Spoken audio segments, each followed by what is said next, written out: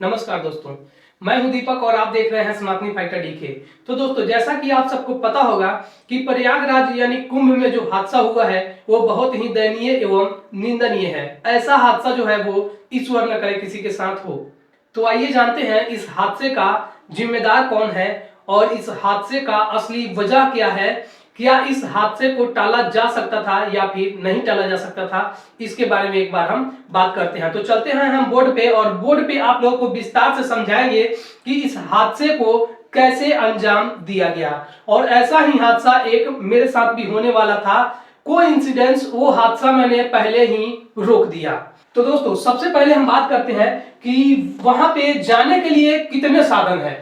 तो वहां पे जाने के लिए, वहां पे पहुंचने के लिए मात्र 3 साधन है जो मुझे पता है। और कितने साधन है इसका मुझे मालूम नहीं है, लेकिन फिलहाल जितना मैं जानता हूं वो 3 साधन है वहां पे पहुंचने के लिए। तो पहला साधन जो है वो हो गया झूसी, और दूसरा जो हो गया वो स्वयं प्रयागराज हो गया, और तीसरा जो है वो हो गया प्रयागराज छिमकी। तो इन 3 जगहों से जो है भक्तजन जो है वो इन 3 जगहों पर ही पहुंच पा रहे हैं। और कितने साधन है मुझे जानकारी नहीं है, लेकिन इन 3 जगहों पर जो है भक्तजन जो है वो भारी मात्रा में इकट्ठा हो रहे हैं और पहुंच रहे हैं। और यहां से चल करके लोगों को जो है वो कुंभ स्नान करना है, महाकुंभ स्नान करना है। जो जगह ये है, तो ये जो वो जगह है संगम त्रिवेणी, जहां सबको पहुंचना है। तो उस हादसे का असली वजह क्या था, पहले हम उसका चर्चा करेंगे, फिर हम देखेंगे कि क्या अब हम वहां पे जा सकते हैं, और जाए भी तो कैसे जाएं। क्या अब वहां पर जाने के बाद ऐसे हादसे नहीं होंगे, इसके बारे में भी बातचीत करेंगे। पहले हम इसको समझ लेते हैं। तो दोस्तों, जो भी गाड़ियां आ रही है वो 3 जगह पर आ रही है, झूसी, प्रयागराज, छिमकी। तो सबसे पहली जो गाड़ी है वो है झूसी। झूसी से आने के बाद जो भी गाड़ियां है वो संगम नहीं जा रही है। वो कहां पे जा रही है? वो जा रही है गंगा के पास। वो जा रही है गंगा के पास। और जो गाड़ियां प्रयागराज से आ रही है वो जा रही है संगम के उस पार। और जो झूसी से गाड़ियां आ रही है वो भी संगम नहीं जा रही है। जो झूसी से गाड़ियां आ रही है वो जा रही है गंगा के पास, और जो प्रयागराज छिमकी से गाड़ियां आ रही है वो जा रही है सेक्टर 23, 24, 25, यानी कि संगम के ऑपोजिट साइड, संगम के उस पार। तो अगर आप सोच रहे हैं कि हम जा रहे हैं कुंभ स्नान करने, तो आपको वहां पे स्नान नहीं करने दिया जाएगा, क्योंकि जो भी गाड़ियां प्रयागराज से आप उतरेंगे तो आपको सीधे कहां भेज दिया जाएगा? सेक्टर 23, 24, 25। और उसके बाद जो गाड़ियां झूसी में जाएगी उनको भेज दिया जाएगा गंगा के पास। तो आप जो जाएंगे, जो झूसी पहुंचेंगे वो गंगा का स्नान करेंगे, और जो प्रयागराज छिमकी पहुंचेंगे वो सेक्टर 23, 24, 25 यानी कि संगम के उस पार स्नान का लाभ ले पाएंगे। तो अगर आप सोच रहे हैं कि आप गंगा स्नान करने जा रहे हैं तो ठीक है। अगर आप सोच रहे हैं कि संगम के उस पार हमको स्नान करना है तो ठीक है। लेकिन अगर आप सोचेंगे कि हमको त्रिवेणी यानी कि संगम के मुख्य धारा में स्नान करना है, तो ये नहीं होने दिया जाएगा। अब ये क्यों नहीं होने दिया जाएगा, आइए इसके बारे में बात करते हैं। तो सबको पता है, जो पहले से जा रहे हैं उन सारे भक्तजनों को पता है कि प्रयागराज से डायरेक्ट आदमी कहां जाता है? संगम त्रिवेणी के पास जाता है। लेकिन जो छिमकी है वहां से आप चले जाएंगे सेक्टर 23, 24, 25, और जो झूसी है वहां से चले जाएंगे गंगा। तो अभी जिनको संगम में स्नान करना है, संगम त्रिवेणी में, वो वीवीआईपी लोगों के लिए है, यानी कि आम जनमानस के लिए वो व्यवस्था नहीं है। आम लोग जो मिडिल क्लास से बिलोंग करते हैं, जो गरीब हैं, उनको संगम स्नान नहीं करने दिया जाएगा। क्योंकि अगर आप गंगा में स्नान करते हैं तो ठीक है, और अगर आप सोचते हैं कि हमको गंगा में स्नान नहीं करना है, तो भैया आप यहां से घूमते जाइए प्रयागराज। तो आप सोचेंगे कि चलो प्रयागराज से संगम जाने देते हैं, तो आपको संगम ना जाने दिया जाएगा, क्योंकि यहाँ पे बैरिकेडिंग है। यहाँ पे पुलिस कर्मचारी खड़े हैं और ये कर्मचारी वहां पे आपको रोक देंगे। फिर आप यहां से जाएंगे सेक्टर 23, 24, 25 यानी कि गंगा के उस पार, संगम के उस पार। तो अगर आप सोचेंगे कि संगम त्रिवेणी में स्नान कर ले, तो यह संभव नहीं है, क्योंकि वहां सिर्फ वीवीआईपी लोगों के लिए ही व्यवस्था की गई है संगम त्रिवेणी में स्नान करने के लिए। और हादसे का जो मुख्य वजह है उसके बारे में अभी बात करते हैं। तो हादसे का मुख्य वजह है, क्योंकि आप सबको पता है कि झूसी और प्रयागराज छिमकी में जो है वो भारी मात्रा में भक्तजन जो है वो पहुंच रहे हैं। जब भारी मात्रा में भक्तजन पहुंच रहे हैं तो इस रास्ते को संगम तक जाने के लिए वीवीआईपी क्यों बनाया गया? अगर ये रास्ता वीवीआईपी नहीं होता तो जाहिर सी बात है कि इन जगहों पर जो है वो हादसे मेरे ख्याल से ना होते या नहीं होते, इसका मुझे अंदाजा नहीं है। और इसकी मैं पुष्टि नहीं करता, लेकिन मेरे ख्याल से अगर कुछ भीड़ जो है यहां से उठ करके यहां चली आती और कुछ भीड़ जो है वो यहां से उठ करके यहां चली आती, तो मुझे नहीं लगता कि हादसा होता। और फिलहाल जो है वो हादसा का वजह क्या है इसका मैं पुष्टि नहीं करता हूं, लेकिन मेरे ख्याल से इन जगहों पर जो खाली जगह थी, यहां से कुछ भीड़ यहां चली जाती और यहां से कुछ भीड़ जो है वो यहां चली आती, लेकिन नहीं, यहां सिर्फ वीवीआईपी लोगों के लिए ही बंदोबस्त यानी कि प्रबंध किए गए थे। और आपको पता होगा कि जितने भी बड़े लोग हैं वो धर्म में बहुत कम विश्वास रखते हैं, फिर भी उन लोगों के लिए इतनी तगड़ी व्यवस्था की गई थी। और क्यों की गई थी भगवान जाने, हम नहीं जानते हैं। तो आपको पता होना चाहिए कि अगर आप जा रहे हैं संगम स्नान करने के लिए, तो ये गलतफहमी आप अपने दिमाग से निकाल दीजिए कि आप संगम स्नान करेंगे, क्योंकि संगम में सिर्फ नागा साधु स्नान करेंगे और बड़े वीआईपी लोग जो है वो स्नान करेंगे। क्योंकि जो संगम नोज है, नोज का मतलब होता है नाक, जो मेन चढ़ाई है, जो पहली बार मैं गया था नहीं, मैं दूसरी बार गया था। तो इसके पहले जब मैं जा चुका हूं, 2 बार जा चुका हूं, एक बार अपने मित्र के साथ जा चुका हूं, एक बार अपने पिताश्री के साथ जा चुका हूं, और अभी जो गया था वो भी मैं पुनः अपने पिताश्री के साथ ही गया था।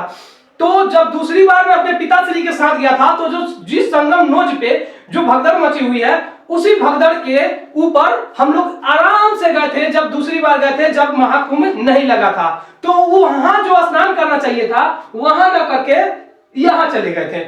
हालांकि हमको स्नान संगम में ही करना था। मैं फिलहाल जो है मैं धर्म में बहुत विश्वास रखता हूं, महादेव में मैं बहुत विश्वास रखता हूं, और मेरे सनातन धर्म के जितने भी 33 कोटि के देवी देवतागण हैं उन सब का मैं बहुत ही तहे दिल से आभार व्यक्त करता हूं कि उन्होंने मुझे अच्छा जीवन दिया है। इसलिए मैं संगम स्नान करने गया था। लेकिन जैसे ही मैं प्रयागराज छिवकी स्टेशन के पास उतरा, वहां से मुझे ट्रांसफर कर दिया गया, डाइवर्ट कर दिया गया सेक्टर 23, 24, 25 संगम के उस पार। फिर मैं देखा, मेरा दिमाग काम करना बंद कर दिया कि यार मुझे नहाना कहाँ है, मैं यहाँ कहाँ गया, मुझे जाना दिल्ली है, मैं पहुंच गया बॉम्बे। फिर मैं सोचा कि चलो दिल्ली चलते हैं। तो फिर जो बस पकड़ के मुझे मुंबई से दिल्ली आनी थी वो सीधे भेज दिए कहाँ, मुरादाबाद।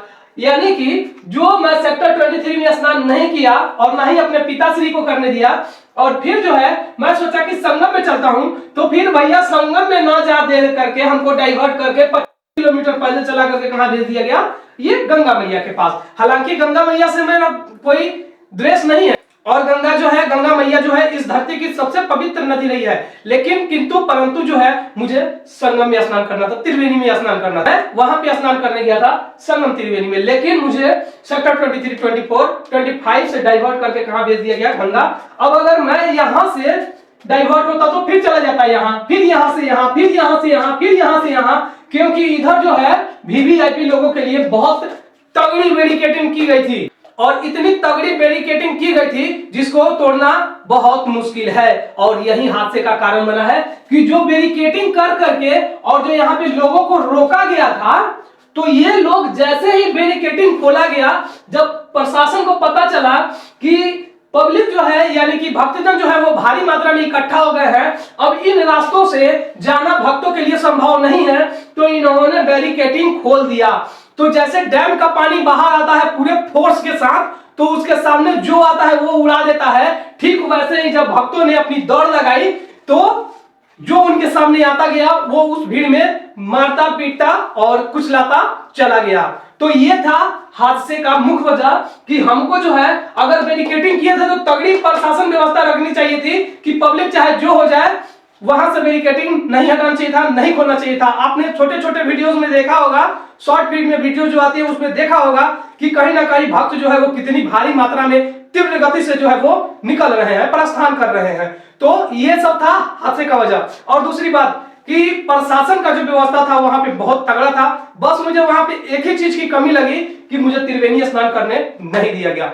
बस मुझे इसी बात का संकोच है और इसी बात का द्वेष है कि मैं यहाँ संगम स्नान करने गया था, मुझे सेक्टर 23 भाई में यहाँ पे घुमाया गया, फिर वहां से घुमा करके गंगा भेजा गया, लेकिन भैया मुझे संगम स्नान करने नहीं दिया गया। तो मुझे इससे द्वेष नहीं है, इससे मुझे कोई क्रोध नहीं है, लेकिन जो भक्तजन स्वर्ग सिधा गए हैं, ईश्वर उनकी आत्मा को शांति प्रदान करे। और अगर आप सोच रहे हैं कि आपको संगम स्नान करने जाना चाहिए तो आप बेशक जाइए, मैं आइडिया दूंगा, आपको कोई कष्ट नहीं हो। लेकिन अगर आप सोचेंगे कि संगम स्नान हो जाए तो भैया ये कतई किसी भी रूप में संभव नहीं है। और हादसे का जो मूल वजह था, आपने देखा होगा कि आए दिन सोशल मीडिया पे इसका प्रचार प्रसार बहुत ज्यादा ही कुछ किया गया था। 144 वर्ष, 144 वर्ष, 144 वर्ष, हर जगह देखा जा रहा था कि 144 वर्ष, 144 वर्ष। तो भैया 144 144 जो लोग चिल्ला रहे थे, उनको सुविधा के लिए मैं बता दूं कि संगम में 40 करोड़ लोगों का स्नान कराना संभव नहीं है। चाहे आप कितनी भी तगड़ी व्यवस्था कर लो, इसमें किसी का दोष नहीं है। दोष सिर्फ इस बात का है कि उसका प्रचार प्रसार जो है जिसने भी किया वो गलत किया। आपको प्रचार प्रसार करने से पहले सोचना चाहिए था कि इस संगम में कितने लोग स्नान कर सकते हैं, और ऊपर से जो है वो वीवीआईपी कल्चर, सनातन धर्म के लिए वीवीआईपी कल्चर एक कुष्ठ रोग है। तो इन सब चीजों से मुझे प्रेम नहीं है भैया। उस मंदिर में मैं कभी नहीं जाऊंगा जहां मेरे महादेव जी के सामने मेरे ही प्रकार के जाति का अपमान किया जाता हो, मेरे ही तरह के लोगों का अपमान किया जाता हो। तो अगर आप सोच रहे हैं संगम स्नान करने जाना है, तो आपको संगम स्नान नहीं करना है। अगर आप संगम के उस पर जाके स्नान करना चाहते हैं तो बेशक जाइए, गंगा स्नान करना चाहते हैं तो बेशक जाइए। और मैं बता दूं आपको कि जाना कैसे है। आप किसी भी ट्रेन से पकड़ करके आप इन तीनों स्टेशन पर पहुंच जाइए, और भीड़ से बचना है आपको, भीड़ से बचना है। जैसे कि भीड़ जो इस लाइन में चल रही है, आपको हमेशा साइड में चलना है और उस जगह पे खड़ा रहना है जहां कोई आवाजाही ना होती हो। तो भैया मैं भी वहां पे गया था संगम स्नान करने, और भीड़ में मैं भी बुरी तरीके से फंस गया था। मेरे साथ एक छोटा बच्चा भी था जिसका आप लोग वीडियो देख सकते हैं। ये लड़का जो है वो संगम घाट से आया है नहा करके। कैसा लगा बाबू तुमको नहा करके संगम घाट में? मुझे बहुत अच्छा लगा, और वहाँ का जो पानी था वो एकदम साफ सुथरा, और वहाँ पे बहुत ज़्यादा भीड़ थी तो मैं उसमें बहुत ज़्यादा दब चुका था। देखिए, बहुत अच्छा लगा। और ये दादाजी हैं इनके। और उस वीडियो में आप देखेंगे कि भीड़ बहुत ज्यादा थी, लेकिन मैं जब भी जहां खड़ा होता था वहां पब्लिक से और भीड़ से जो था वो मैं दूर खड़ा होता था, और मैं हर तरफ निगाहें दौड़ाता था कि कहीं कोई उपद्रव, कहीं कोई घटना तो नहीं हो रही है। और जैसे ही अगर मुझे पता चलता कि यहाँ पे कोई घटना होती, मैं वहां से साइड हो जाता। और जब मैं भीड़ में फंस चुका था तो एक आदमी जोर से चिल्लाया कि भैया तेजी में आगे बढ़ो। मैं बोला भैया आप शांत रहिए, आपको बोलने और चिल्लाने की जरूरत नहीं है। जैसे लोग धीरे धीरे चल रहे हैं वैसे ही हम चलेंगे, आपके कहने से हम तेज गति से नहीं चलेंगे। तो आपके साथ भी अगर कोई ऐसा आदमी है जो तेज वो चलने के लिए बोल रहा है, या फिर कह रहा है कि ये हो गया, तो तुरंत उसको रोकिए और टोकिए, क्योंकि वही आदमी जो है वो हादसे का मूल वजह होता है। तो अगर आपके साथ ऐसा कोई व्यक्तिगत कांड होता है तो उस आदमी को तुरंत रोकिए, क्योंकि अगर वो आदमी कहीं दौड़ भाग किया तो भीड़ जो है वो समझ नहीं पाती है और उग्र हो जाती है और दौड़ना भागना शुरू कर देती है। तो कभी भी कोई व्यक्ति जो है वो तेज गति का आवाज निकाल रहा है कि भागो दौड़ो, तो उस आदमी को तुरंत रोकिए कि आप अपनी मुंह को बंद रखिए, अन्यथा आपके साथ अच्छा नहीं होगा। तो इस तरह जो है मैंने संगम स्नान किया था, और बहुत ही प्रेम से किया था। हालांकि जब मैं स्नान किया तो वहां भी कोई भीड़ नहीं थी। जब भी मैं जहां भी गया बहुत अच्छे तरीके से स्नान किया, और मौनी अमावस्या जो बहुत भारी भीड़ था उस समय मैंने स्नान किया, और मुझे किसी भी प्रकार की भीड़ का सामना नहीं करना पड़ा। मैं बस नाराज हूं तो संगम से, त्रिवेणी से और ये वीवीआई कल्चर से। तो जैसे ही आप किसी भी स्टेशन पे पहुंच जाते हैं इन तीनों स्टेशनों में, तो वहां से आप भीड़ के साथ जो है आराम से चलते जाइए, साइड में खड़ा होइए जहां भीड़ ना हो, और वहां से चलते जाइए, और गंगा स्नान, संगम स्नान जो आपको पर्याप्त हो वो स्नान आप कीजिए। और फिर उसके बाद पुनः जो है वहां पे अगर घूमना है घूमिए, और अगर आपके साथ कोई बच्चा है तो आप बिल्कुल भी ना घूमे, वहां से प्रसाद लें और तुरंत जो है आप अपने गंतव्य स्टेशन की ओर प्रस्थान करें। और जो भी गाड़ी मिलती है, भीड़ है तो उसमें बिल्कुल चढ़ने का कोशिश ना कीजिए, क्योंकि अगर आप चढ़ेंगे तो कहीं ना कहीं आपके साथ जो है वो झगड़े, मार पिटाई हो सकते हैं। हाँ, चढ़ना कैसे है, जैसे ही कोई गाड़ी आती है और खाली मिलती है उसमें आप चढ़ जाइए। और सफर करने के लिए आप लंबी दूरी की ट्रेनों का चयन ना करें, छोटी छोटी दूरी वाली स्टेशनों का चयन कीजिए, और आराम से आप जो है अपने स्टेशन तक पहुंच जाएंगे। अगर लंबी दूरी की गाड़ी मिलती है तो वो भी अच्छी बात है, आप उसमें भी सफर कर सकते हैं। लेकिन जिस ट्रेन में, जिस गाड़ी में ज्यादा भीड़ हो उसमें चढ़ने का कोशिश ना करें, क्योंकि जो लोग हैं जो भारी मात्रा में पहुंचे हुए हैं, सबको अपनी अपनी जगह पर पहुंचना है, और सबको जो है वो गंगा स्नान करना है, त्रिवेणी स्नान करना है। तो जैसी आपकी इच्छा है वैसे ही सबकी इच्छा है। तो आप वहां पे जाइए, स्नान कीजिए और स्टेशन पे आइए, चढ़िए, बैठिए, और फिर जो है वहां से आप अपने घर की ओर प्रस्थान कीजिए, और शांति और संयम के साथ। किसी के साथ भी किसी भी तरह का क्लेश झगड़ा ना करे। अगर कोई कुछ बात बोलता है तो उस बात को बर्दाश्त करें, उसके साथ जोश और क्रोध में आकर के झगड़ा करने का कोशिश ना करें। और जाइए संगम स्नान कीजिए और मेरे साथ बोलिए सत्य सनातन धर्म की जय।